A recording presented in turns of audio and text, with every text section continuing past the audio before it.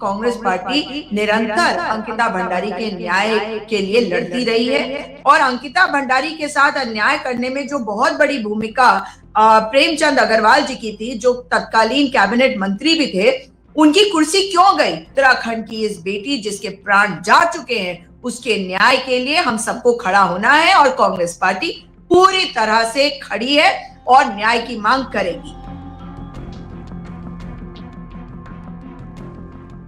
Vantara resort का मामला तो आपको पता ही है, जहां ये ऑडियो वायरल हुआ है और जिसमें उर्मिला ने भी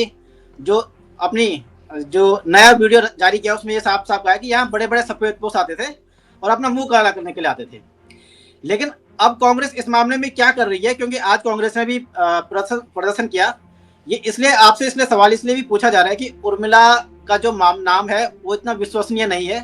क्या आप लोग इस मामले को बहुत गंभीरता से ले रहे हैं या फिर सिर्फ राजनीतिक तौर पे से उठा रहे हैं? देखिए, किसी भी महिला के लिए ये कहना कि वो बहुत विश्वसनीय नहीं है, ये मेरे ख्याल से बहुत ही अपमानजनक बात होगी। अगर किसी महिला ने कोई बात कही है तो उसको पहले ही आप खारिज करें इस बिना पे कि आपके हिसाब से वो महिला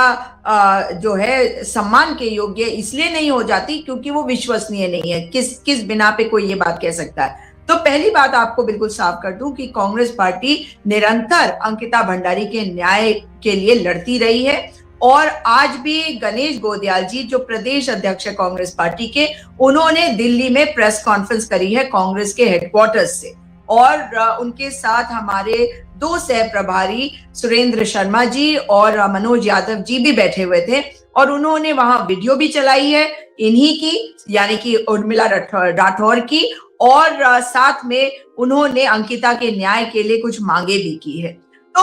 आज सवाल ये उठता है कि अंकिता भंडारी का न्याय तो आधा अधूरा है ही, और अंकिता भंडारी के साथ अन्याय करने में जो बहुत बड़ी भूमिका प्रेमचंद अग्रवाल जी की थी, जो तत्कालीन कैबिनेट मंत्री भी थे, उनकी कुर्सी क्यों गई? क्योंकि उन्होंने ये बात कह दी थी कि अंकिता भंडारी के मामले में जो वीआईपी की बात हो रही है वो एक वीआईपी कमरा है। वो